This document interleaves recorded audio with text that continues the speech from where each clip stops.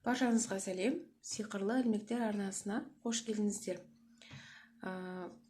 Бүгін біз осындай үйге арналған аяқ киімді тоқып үйренеміз. Бұл жерде бізде екі түрлі жіп. Мына жердегі біздің көк жіп бұл Иран жібі, ал мына жердегі жүрекше болып келген жібіміз бұл велюр жіп. Осы екі жіпті қосып, осындай әдемі үйге арналған аяқ киім тоқып шығарамыз. Ал енді тоқуымызды бастаймыз. Сіздерге қысқа және түсінікті болсын деп, тек мен беткі жағын тоқуды көрсетейін деп тұрмын. Біз екінші снарын осылай мен дайындап тоқып алдым. Енді бұл қалай тоқылады десеңіздер, менің арнамда бірнеше сабақтарда бар, бастан аяғына дейін қалай тоқылу керек екенін көрсетілген. Мен осы жерде сіздерге жоғары жақта көрсетіп кетемін. Сол жерге кіріп, егер білмейтіндеріңіз болса, сол видеоны көріп, сол сабақты көріп, осындай бақ жағын қалай тоқу керек екенін көріп тоқып алсаңыздар болады. Бұл жерде мен енді бірнеше сабақты салғаннан кейін басынан қайта осы жерін қалай тоқу керек екенін көрсете бермейін деп, қысқалау болсын және түсінікті болсын деп, бірден осындай беткі жағын қалай тоқу керек екенін көрсетейін деп шештім. Ал енді мына жерде өздеріңіз көріп тұрғандай, кәдімгідей қарапайым ең бірінші біз тоқып бастаған аяқ киімдер сияқты бастаймыз. Осы жерде 6 қатарымызды осылай тоқып шығамыз. Одан кейін осындай велюр жібімізді қосамыз. Мына жерде көрсете кетерім тағы екінші басқа түстегі бар. Мен ең бірінші тоқығаным осы. Қалай шығады екен, тоқуға бола ма, қалай көрінеді екен деп, осыны бірінші тоқып көрдім. Одан кейін сіздерге түсірейін деп шештім. Бұл жерде қара түсті жіп болғаннан кейін сіздерге түсініксіз болады деп, мен арнайы осындай жіптер алдырттым.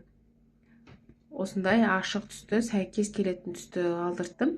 Сіздерге түсінікті болсын деп. Осындай сабақтарды көрген кезде қара жіппен тоқыған ол сәл түсініксіз болады.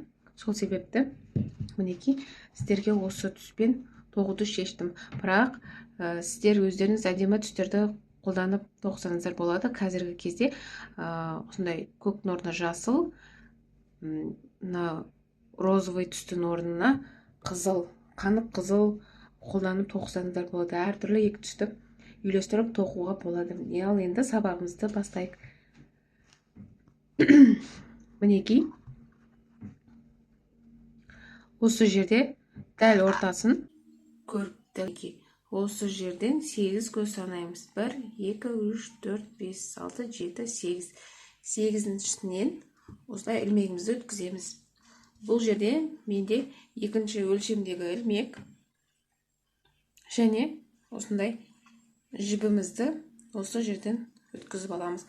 Бұл жерде тоқып жүрген үлкен кісілер, апаларымыз, аналарымыз өздері біледі қалай тоқылу керек екенін. Иран жібін екі қабаттап тоқимыз.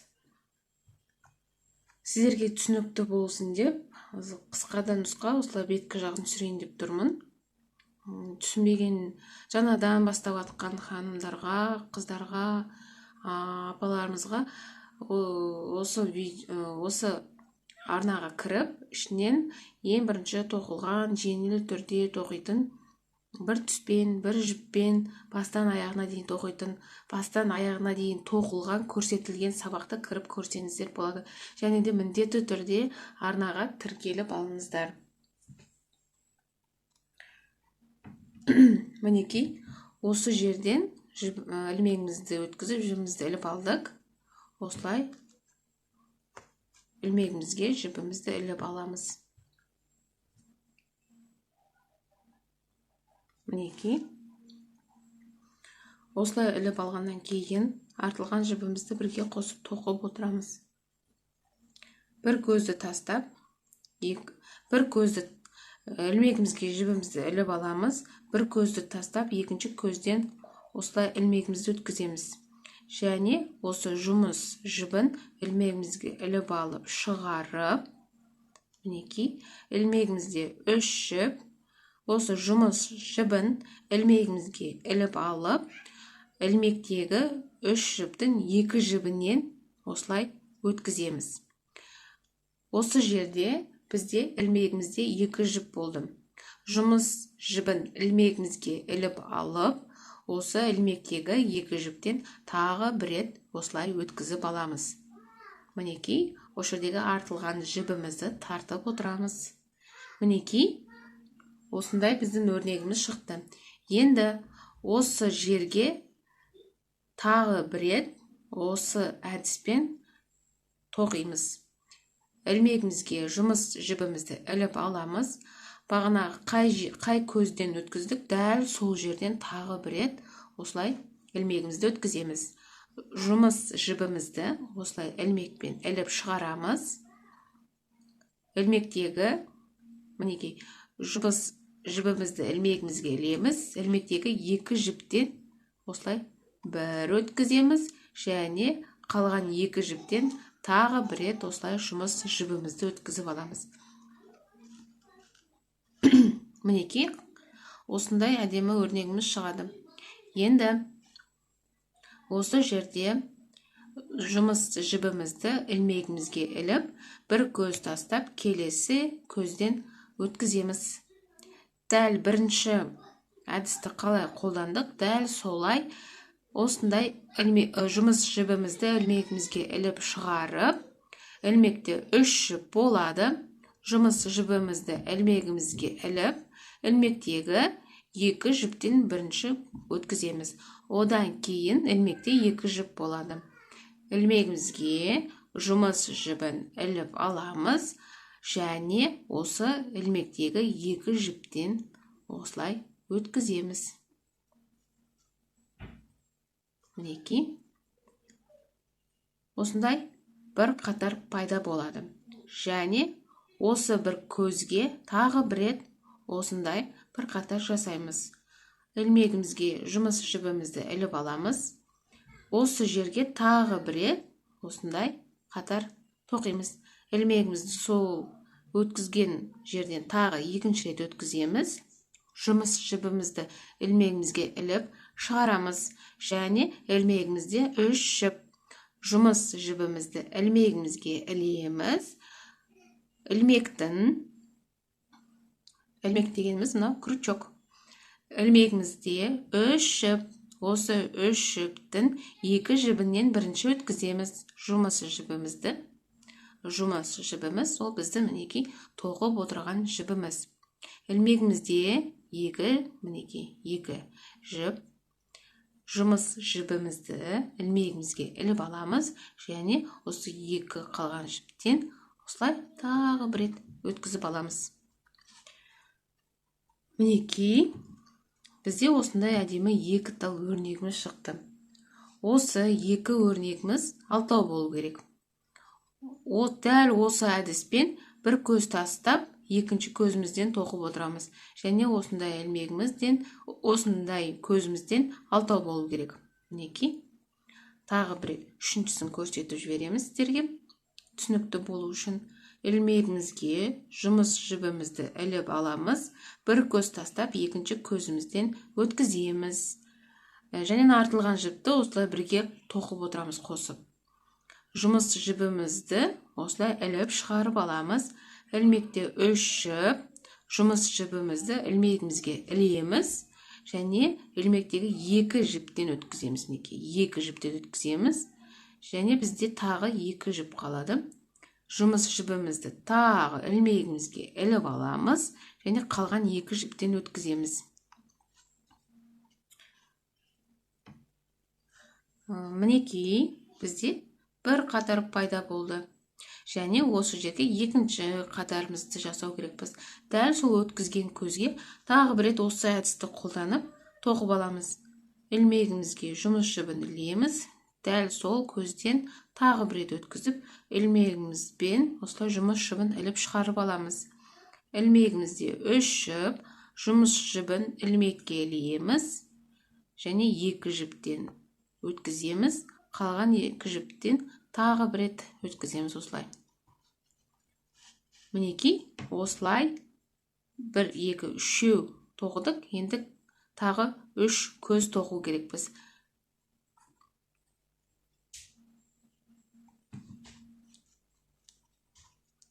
Мінекей, осылай өз беттеріңізбен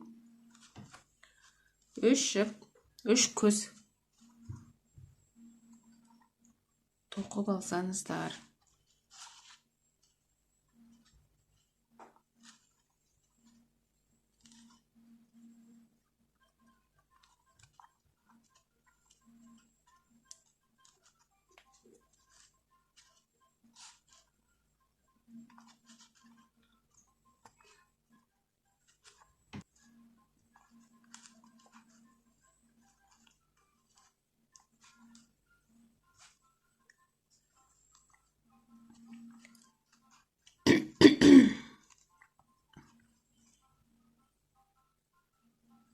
Мінекей, осы жерде 6 көз тоқып алдық. 1, 2, 3, 4, 5, 6.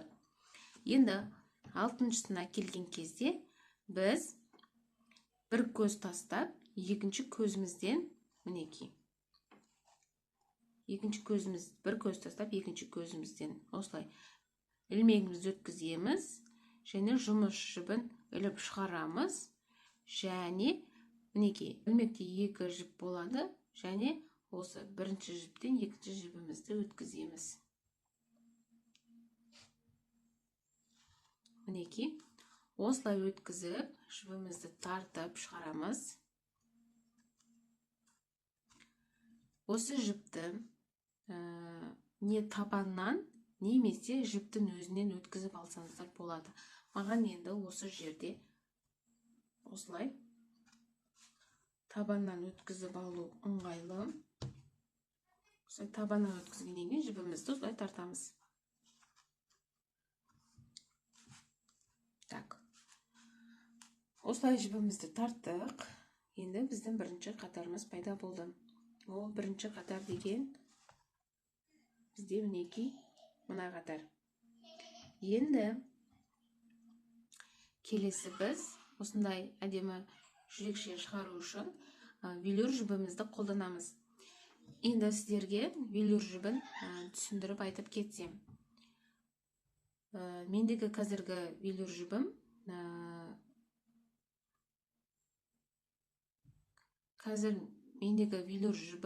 сәл жұқалау болғандықтан мен екі қабаттап тоқыдым. Өйткені осындай томпақ болып шығу үшін.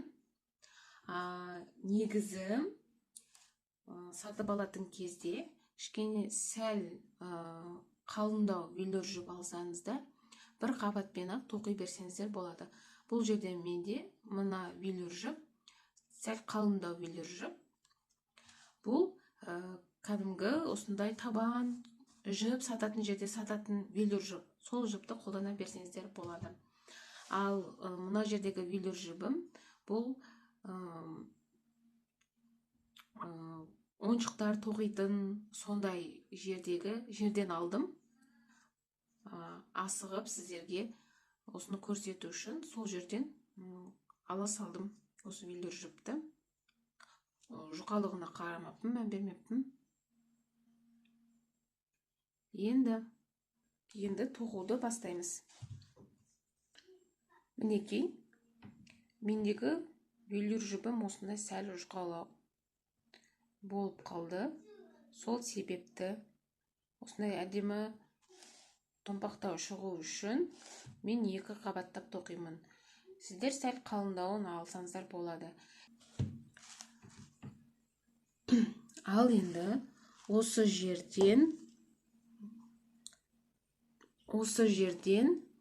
4 көз санап аламыз. 1, 2, 3, 4. Осы 4-шіден өткіземіз. Және біздің дайындап отырған велюр жібімізді осылай іліп алып өткіземіз. Мінекей. Бұл тоқылу, бірінші қатарымызды қалай тоқыдық, дәл солай тоқисыздар.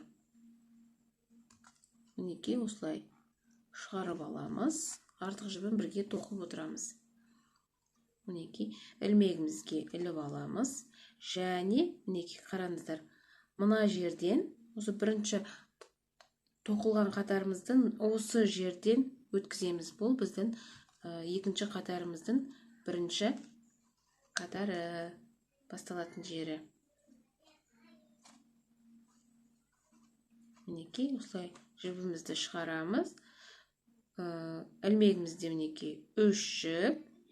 Осы жұмыс жібімізді ілмегімізге іліп алып, 2 жіптен өткіземіз. Және ілмегімізде 2 жіп. Осылай жұмыс жібін қайтадан іліп аламыз да, екінші қатарымызды осы 2 жіптен өткізіп аламыз. Енді мінекей бірінші қатарымызды тоқыдық, және сол жерге дәл осылай екінші қатарымызды тоқып аламыз. Мінекей осы жерде біз ілмекте 3 жіп, осы жұмыс жібімізді іліп алып, осы 2 жіптен өткіземіз. Және осы жерде біз тоқтаймыз. Келесі жібіміз бізде көк. Сол үшін осы жерден тоқтап, келесі жібімізді біріктіреміз. Осылай келесі көк түсімізді ілмегімізге іліп, осы велюр жіптен өткіземіз ілмектегі. Және осылай көк жібімізді ортасын өлшеп аламыз, теңестіріп. Енді осы жерде келесі 2 қатарымыз бізде көк жіп болады. Осылай мінекей екінші қатарымыз міне осының ортасы. Ілмегімізге іліп алып, осылай басында қалай тоқыдық, дәл солай тоқи береміз.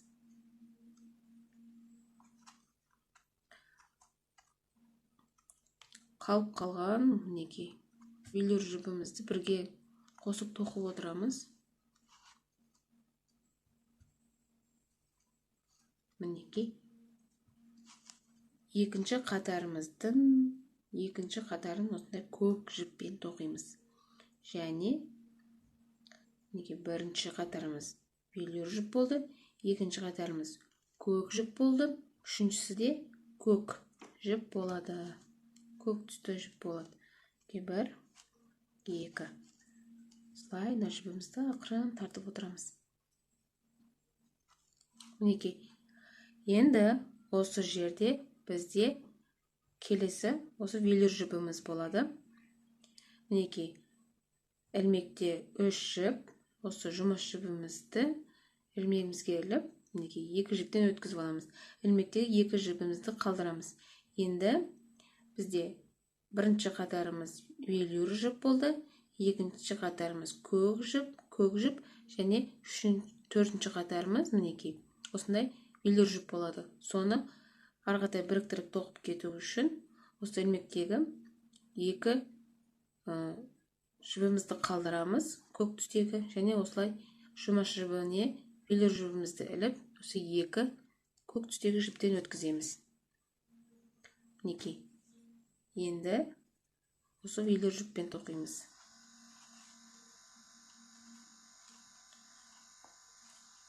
Мінекей бірінші қатарымыз, енді дәл сол жерге, дәл осы жерге екіншісін тоқимыз.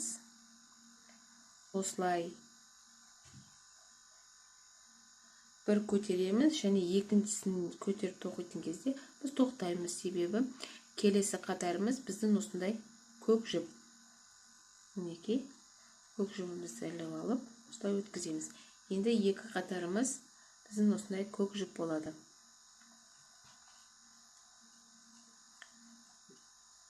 Мінекей осы велюр жібімізді бірге қосып тоқып отырамыз.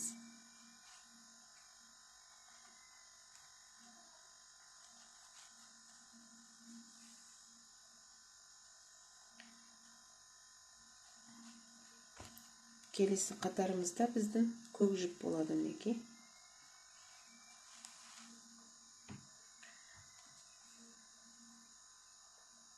бұл жерде бұл 2 түсті, енді сіздерге түсінікті болсын деп ашық түстерден алып отырмын. сіздер басқа әдемі түстермен тоқысаңыздар болады. Мінекей, мына жерде келесі түсті қосатын кезде бір қана қатар көтереміз да, екінші қатарымызда міне негізі былай көк жіппен іліп тоқу керекпіз. Бірақ біз келесі түсті қосу үшін мінекей осы велюр жібін іліп осылай өткіземіз. Енді осы соңғы екінші қатарымыздың соңғы қатары осы велюр жіппен аяқталады. Мінекей.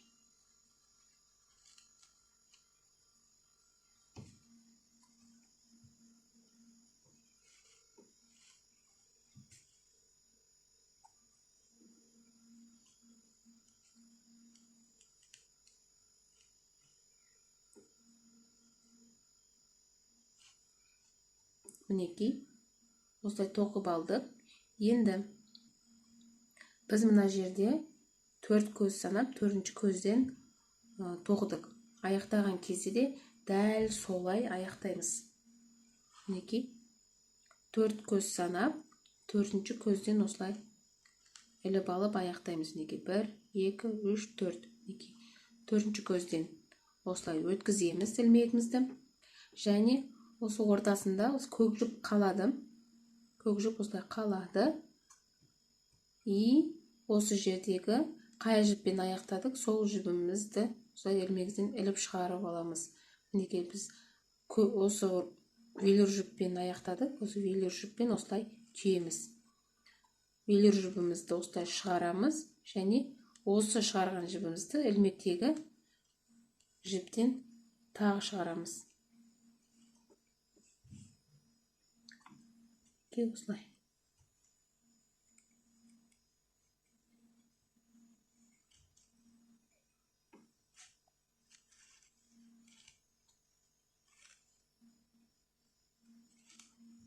Мінекей.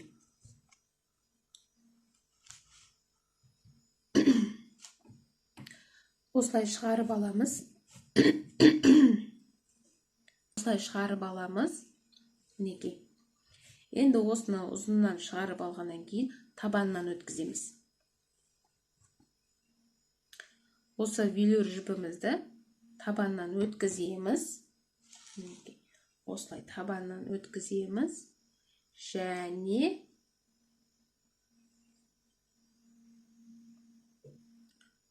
осы жерден осылай тартамыз. Осы жерден де абай болыңыздар, шатасып кетпесін. Негізі велюр жіптің сапалы жібінен алсаңыздар дұрыс болар еді. Менің мына жібім нәзік жіп болып шықты. Негізі осы аяқ киім тоқитын болсаңыздар, тек осындай аяқ киім тоқитын жерден ғана сол жердің жібінен алыңыздар. Мінекей, осылай тартамыз. Осылай тартқан кезде ортадан көк жіп бірге түйіліп кетеді. Мінекей. Екінші қатарымыз осылай болып шығады. Енді біз үшінші қатарымызды тоқимыз. Үшінші қатарымыз мінекей. 2 розовый, көк, розовый, көк, розовый боп, 2 розовый боп аяқталады. Және осындай жүрекше боп шығады. Мінекей, енді үшінші қатарымызды тоқимыз. Бұл жерде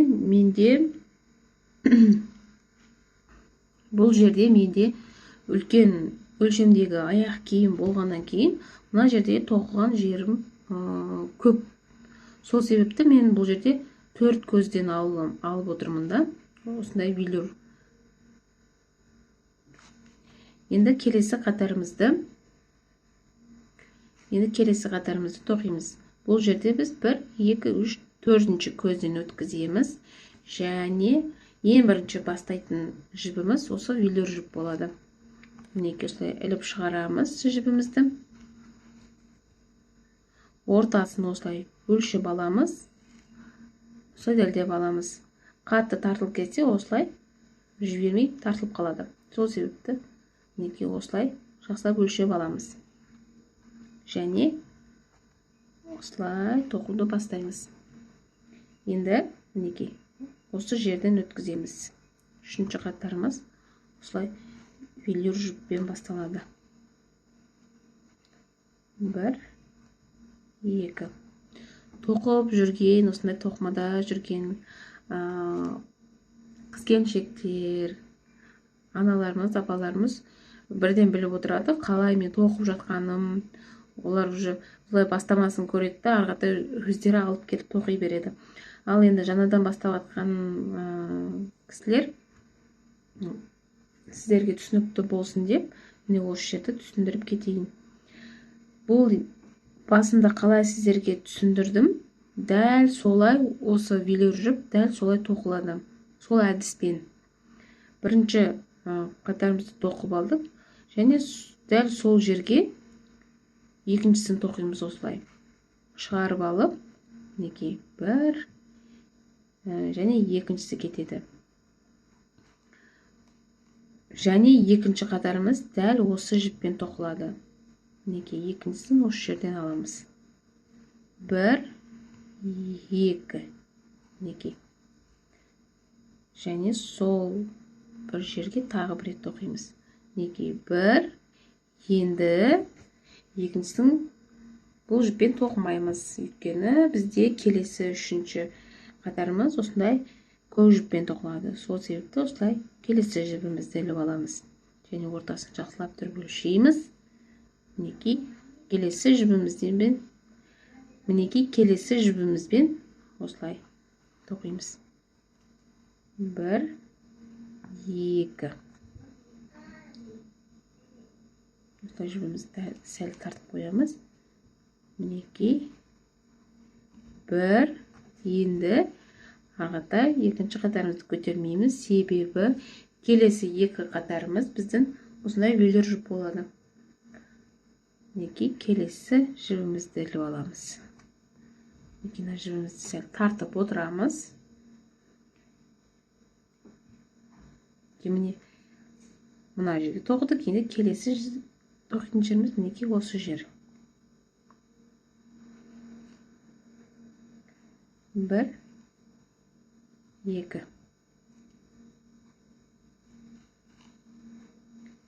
1, 2. Мінекей келесі қатарымызды дәл осындай велюр жіппен тоқимыз.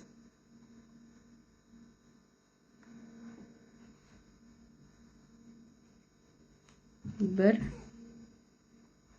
2. Негізі сіздерге айта кетерім, осы жерге осындай велюр жіптен басқа жіпті де қолданып тоқысаңыздар болады. Осындай томпақтау болып шығатындай және сапалы, үзілмейтін, енді осындай нелері түсіп қалмайтын, осындай шашақтары түсіп қалмайтын жіп болса, басқа жіппен де қолданып тоқи берсеңіздер болады. Ең бастысы сапаға қараңыздар. Міндетті түрде сапалы жіп болу керек. Мінекей.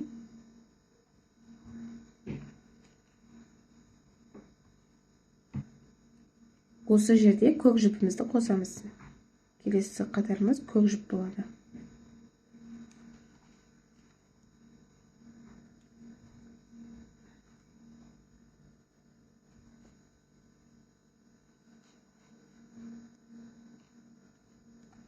Мінекей келесі жібімізді осылай тоқып кетеміз. Келесі жібіміз біздің осындай велюр жіп болады.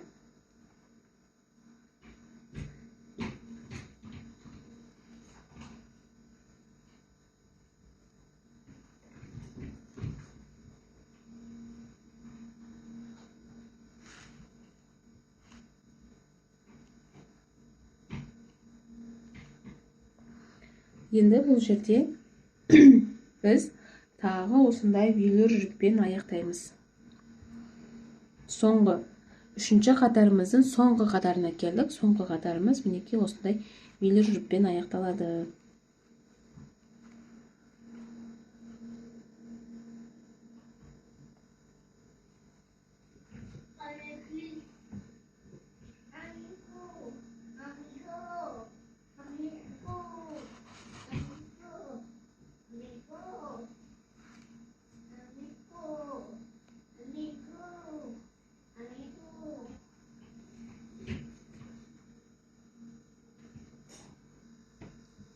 осылай велюр жіппен аяқтаймыз.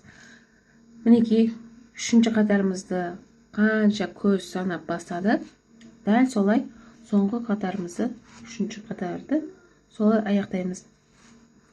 Енді осы жерде сіздерге бір жақсы әдіс айтып кетейін. Егер осы жердегі тоқып келе жатқан қатарымыз сәл осылай қисық болып кетсе, осылай түзету үшін осы жердегі көзді сәл көбірек алсаңыздар болады. Егер мына жерде 3-тен бастасаңыз, мына жерден 4-тен іліп алсаңыз болады. Егер мына жерде 4 болса, мына жерде 5-сінен іліп алсаңыздар болады. Осылай түзетіп алсаңыздар болады. 1, 2, 3, 4. Біз енді 4-тен бастадық. Осылай 4-тен 4-ші көзімізден іліп алып, осылай шығарамыз. Және түйіп аламыз жақсылап. Жібімізді осылай тартамыз. Және табаннан өткіземіз. Табаннан өткіземіз. Мінекей, мына жерде түйіп алдық. Енді біз мына қатарды тоқимыз. 1, 2, 3, 4. Мінекей, біздің 4-ші қатарымыз тек осы көк жіппен болады. Және 4-ші қатардан кейін 5-ші қатарымыз дәл сол көк жіппен болады. Мінекей, жүректеріміз бір-біріне жақын, және бір-бірінің үстінде тұрып қалмас үшін осылай ортаға 2 қатар салып отырамыз. Мына жерде де, және мына жерде, және міне арғатай біздің тоқылуымыз аяқталады. Енді келесі 2 қатарымызды осындай көк жіппен тоқимыз. Мінекей, 2 қатарымызды тоқып алдық. Мінекей, осы жердегі сияқты 2 қатарымызды тоқып алдық. Ендігі біздің қатарымыз осындай. Мінекей, мына қатар осындай велюр жіппен басталып, 2 көк жіп, 1 велюр, 2 көк жіп. Одан кейін 2 велюр қатар жіп, 1 көк, 2 велюр, 1 көк. Ең соңғы 2 қатар көк жіппен тоқылады.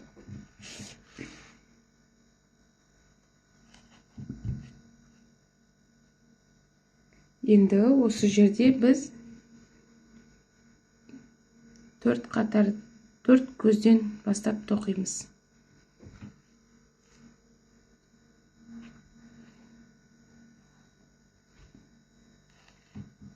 Мінекей, біздің бірінші көзіміз велюр.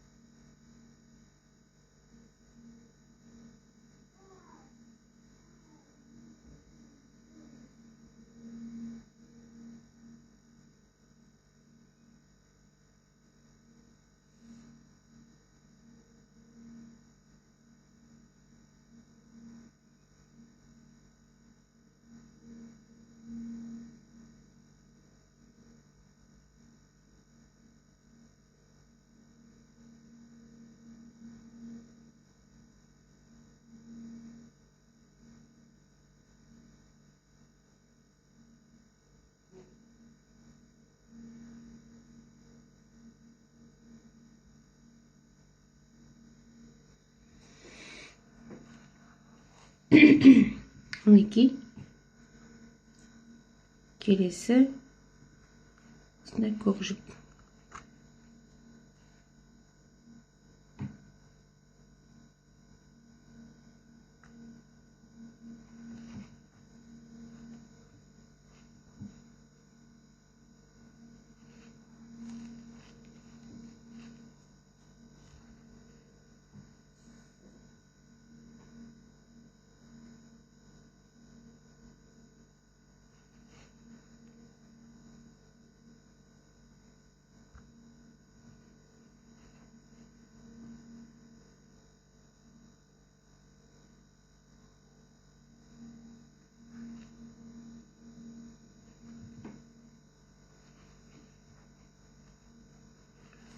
Мінекей осы жерде велюр жібімізді қосып тоқимыз. Келесі жібімізді осылай ортасына салып бірге тоқып отыруды ұмытып кетпеңіздер.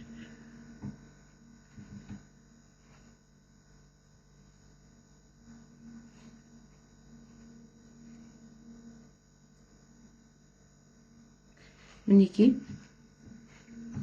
осы жерден бір велюр жіппен бірінші көзді, ортаға екі көк жіп, бір велюр жіппен екі, мінекей екі көк жіппен осылай аяғына дейін өз беттеріңізбен тоқып алсаңыздар.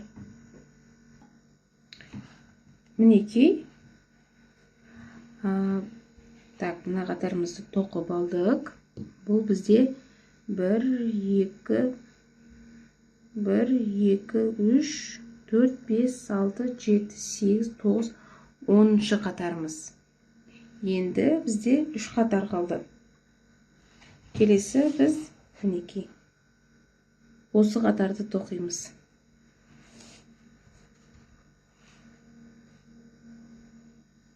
Келесі екі қатарымызды осындай көк жіппен тоқимыз. Мінекей. Енді біз мына жерде төртінші көзден бастап тоқып отырдық. Енді келесі өзімізді көк жіппен тоқитын кезде біз 1, 2, 3, үшінші көзімізден іліп аламыз. Мінекей. Үшінші көзімізден іліп алып, осылай жібімізді ортаға дәлдеп, мінекей бірінші қатарымызды қалай тоқыдық, дәл солай осылай бір қатарымызды тоқып шығамыз. Мінекей.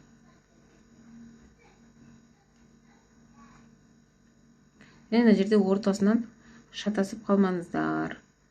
Мынандай өрнек сияқты, мынау да дәл сондай. Бірақ бұл велюр болғандықтан томпиып, ортасы бұлай ашылып көрінбей тұрады. Сол себепті осылай шатасып қалмаңыздар. Жүректеріңіз шықпай қалады. Мінекей осылай бір қатарын әдемілеп тоқып шығасыздар. Мен бұл жерде тез тоқып жатқан себебім бас жағында сіздерге қалай тоқитынын көрсеттім. Сол себепті мына жердегі анық-қанығын сіздерге айтып жатқан жоқпын. Бас жағында сіздерге түсіндірдім.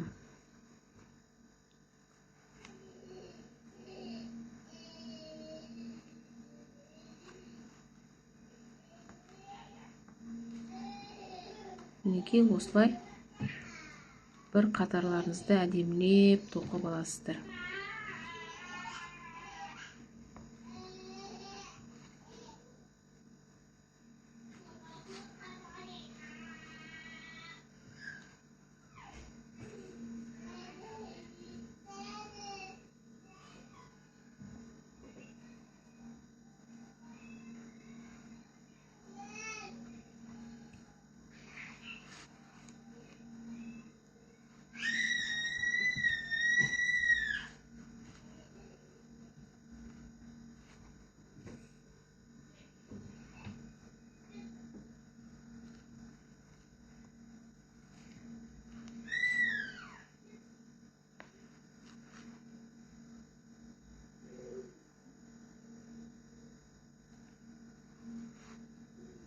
аяқтаған кезде басында қанша көзден бастадық, мына тоқып отырған қатарымызды сонша көзден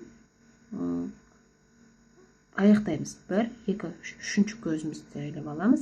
Мына біздің велюр жібіміз мінекей ортасында қалып отырады. Мінекей шығарып алдық. Және осы келесі жібімізден шығарып аламыз. Және осылай тартып табаннан өткізіп аламыз. Табаннан өткізіп түйіп аламыз.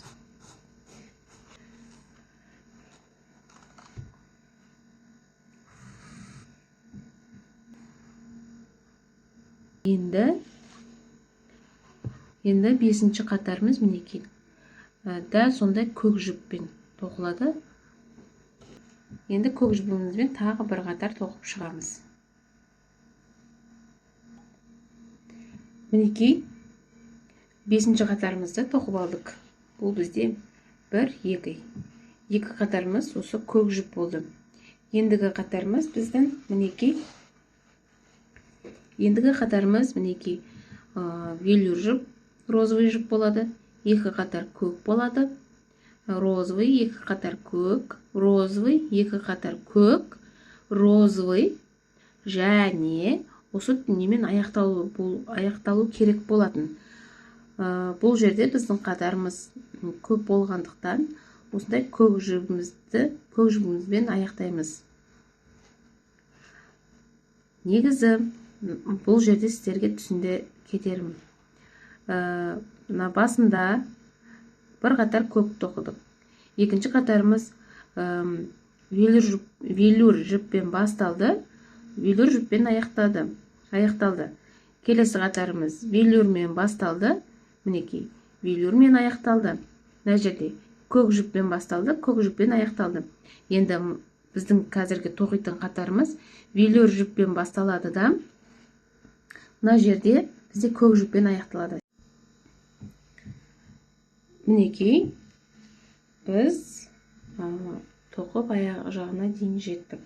Бірақ бізде әлі екі қатарымыз бар, тоқу керек. Бірақ біздің мына велюр жібіміздің уже қызметі аяқталды. Енді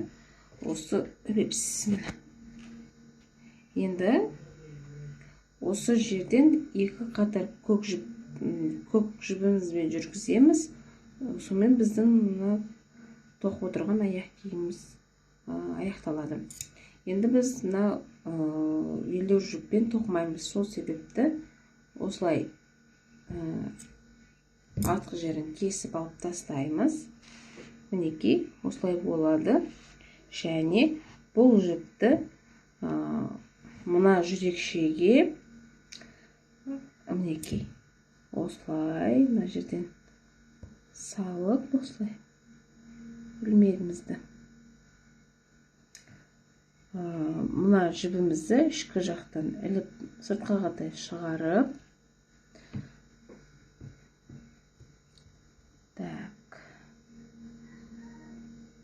осылай шығарып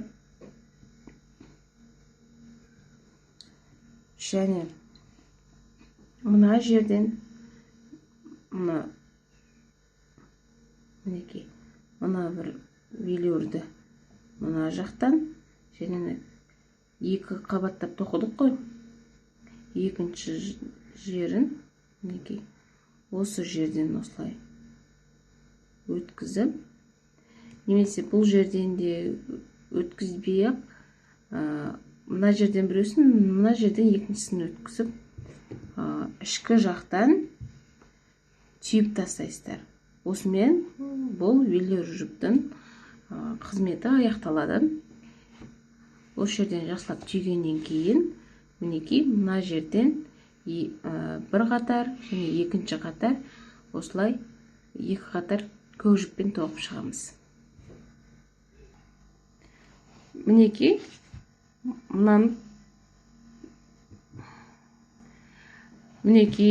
үйге арналған осындай әдемі аяқ киімімізді тоқып болдық. Осылай тоқып аяқтадық. Енді осылай бір қатар жүргіземіз. Бұны не үшін жүргіземіз? Киген кезде осындай алды жағы созылып кетпес үшін. Мінекей мына жерін осылай киген кезде кейбір аяқ киімдер осылай созылып кетеді. Сол созылып кетпес үшін осы жерін тағы бір қатар жүргізіп шығамыз. Бұны енді біз осы жерден бастап тоқимыз.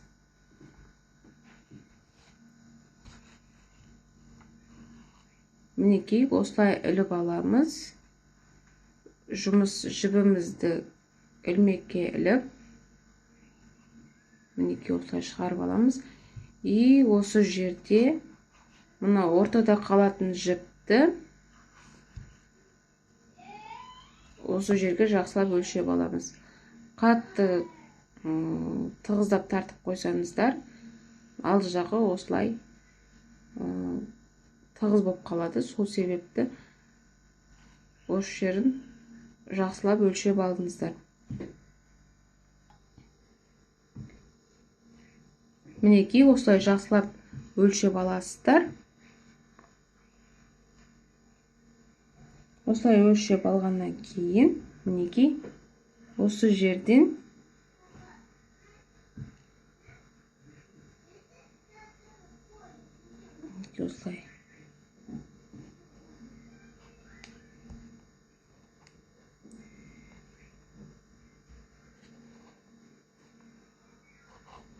осылай бір қатар тоқып шығамыз. Мінекей мына жерді осылай басасаңыздар, арқатай. Мам, зарядка қайда? Зарядканың несі? Андай. Не шуныр? Басы сояқта бар. Обиккі. Нобикті білмеймін, бар. Сояқта. Ешчіп. Мінекей мына жерін осылай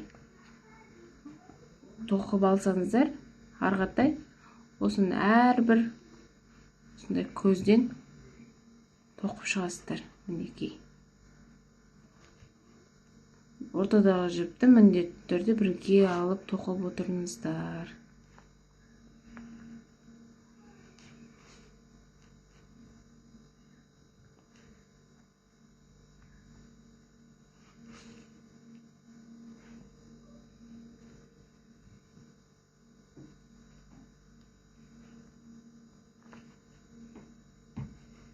Мінекей осылай әрбір жерден алып, мына аяқ жағына дейін тоқып аласыздар. Келесі қатарымызды тоқимыз. Бұл жерде біз велюрмен бастаған кезде 4-ші көзден бастаймыз. 1, 2, 3, 4. Мінекей. И жібімізді аламыз. Мінекей осылай алып.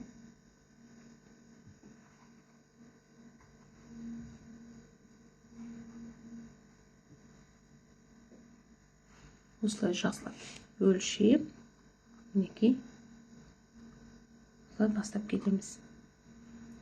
Бұл жерде бізде бірінші қатарымыз осындай велюр жіппен тоқылады. Және екінші, үшінші қатарымыз көк жіппен тоқылады. Осы жерде біз өзіміздің көк жібімізді қосамыз. Келесі біздің қатарымыз осындай көк жіп болады. Бұл бізде екі қатар. 1, 2 көз болады. Мінекей 1 көзіміз, және екінші. 1, 2 осылай іліп аламыз, және тағы бір рет. 1, және бұл жерде келесі жібімізді қосамыз. Осындай велюр жібіміз. 1, 2. 1, және келесі қатар бізде көк. Сол себепті бұл жерде біз көгімізді өткіземіз. Екі қатар көк жібіміз. 1, 2 1 2. Келесі қатарымыз бізде көк. 1 2 және тағы бір рет 1. Осы жерде бізде велюр жүбіміз кетеді. 1 2.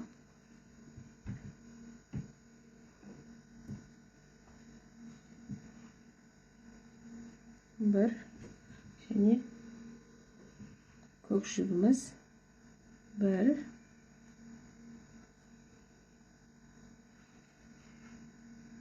1 2.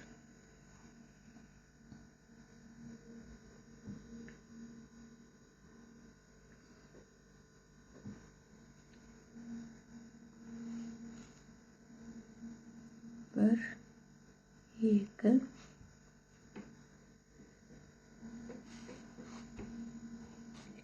келесі жібіміз ортасында. Мінекей келесі жібіміз біздің 1 2.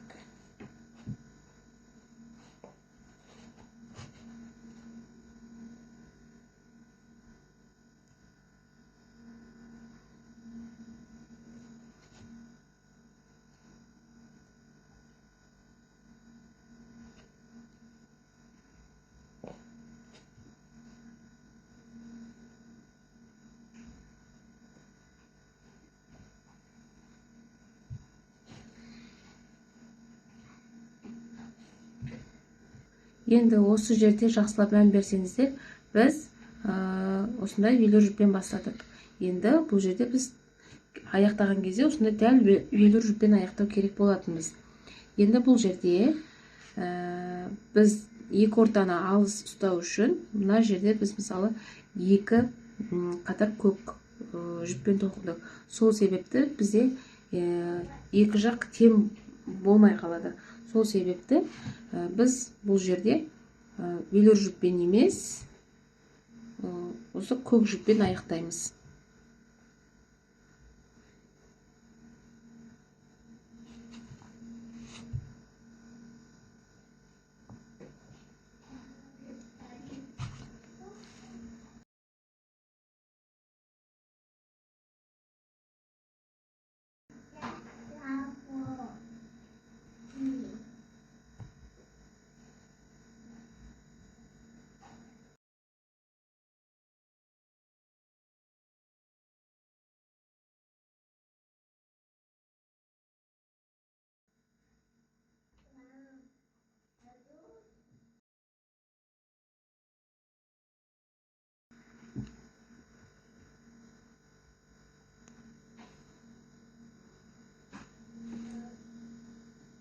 Мінекей, біз мына көк жүппен аяқтадық.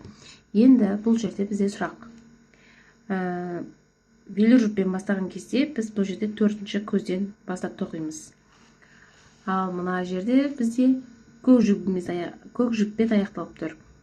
Бұл жерде басында қанша көзден бастап тоқыды, аяқ жағында дәл солай сонша төртінші көзден аяқтаймыз. Қандай жүп болса да. Мінекей, мына бізде 1 2 3 4 төртіншісінен аяқтаймыз.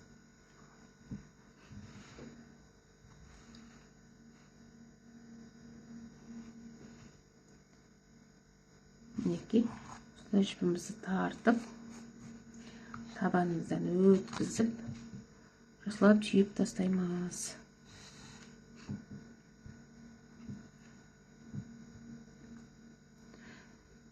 Бұл жерде ешқандай қиындығы жоқ. Мына жерге дейін қалай тоқылды, осы жерді көріп алсаңыздар, келесі осы жердегі қатарымыз дәл солай. Мінекей, осы жерге дейін тоқып келіңіздер. 1 2 2 қатарын көк жүппен тоқыдыңыздар. Келесі қатарымыз дәл осы қатар сияқты тоқыла береді. Мінекей, бірінші қатарымыз велюр жүп, сосын екі қатар көк, қайтадан велюр, мына жерде тура дәл солай болды. Енді келесі қатарымызды мынау сияқты тоқимыз. Екі қатарымыз велюр, ортасында біреу көк болады. Екі қатар велюр, көк, екі қатар велюр. Міне аяқталады. Сосын одан кейінгі қатарымызды осылай екі қатар көк қылып тоқимыз. Енді мына жерде бізде бастаған кезде осылай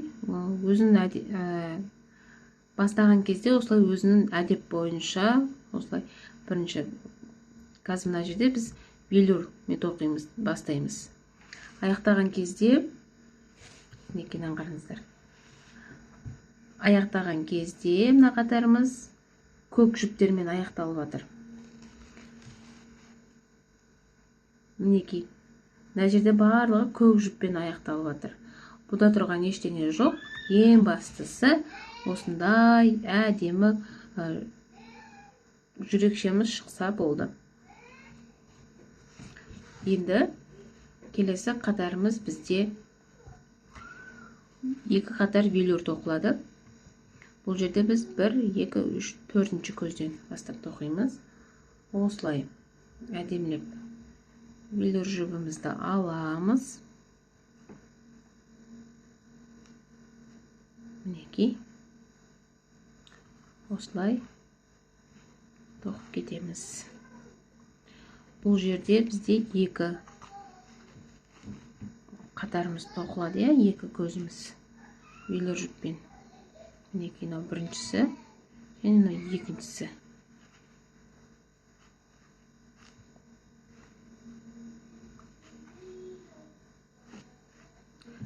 Және екіншісіне келген кезде бізде осындай ортада бір көк жіп тоқылып отырады.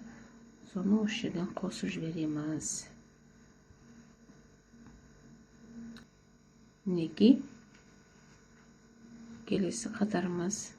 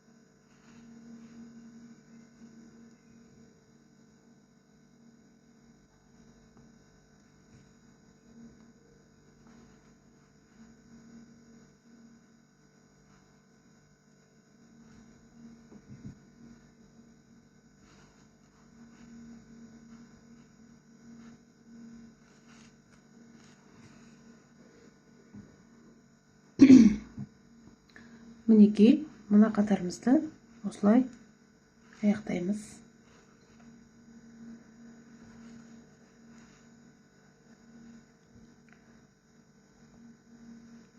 осылай көк жібімізбен аяқтаймыз.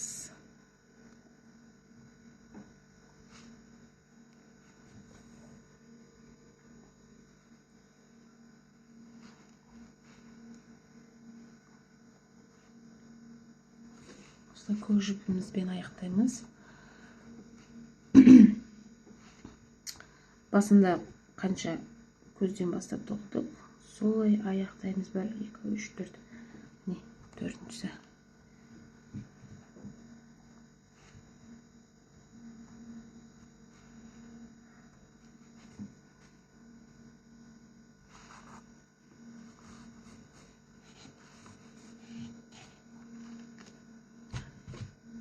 Ең бастысы велюрдің сапалы түрін алыңыздар міндетті түрде.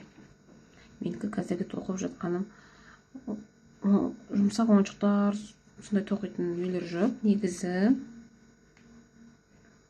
сапалы жерден алыңыздар. Мінекей.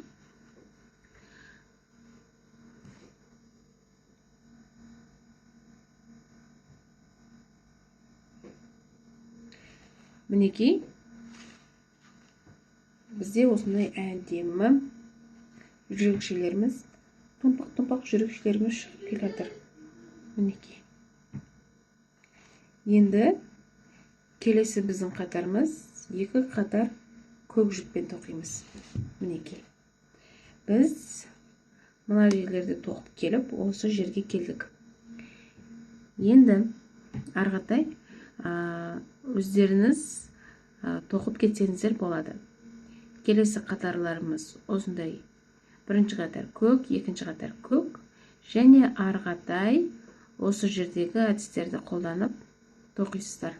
Міне, үй және осы жерден 1-2 қатар осылай көк тоқисыздар.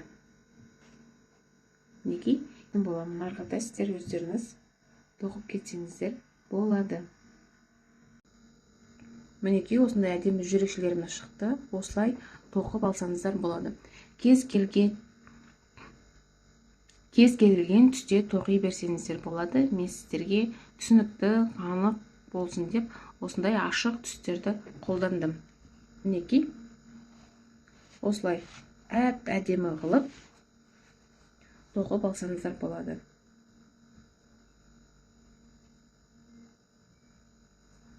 Мінекей, тағы бір түрін көрсетейін сіздерге. Мінекей, осындай түсті де қолданып тоқысаңыздар болады. Сіздерге анық түсінікті болсын деп, мінекей, осындай түсте тоқыдым. Бүгінгі біздің сабағымыз аяқталды. Егер сіздерге ұнаса, лайк басып, арнама жазылып кетіңіздер. Және де өздеріңіздің пікірлеріңізді қалдырыңыздар. Келесі сабағымда кездескенше арнаға тіркелуді ұмытпаңыздар.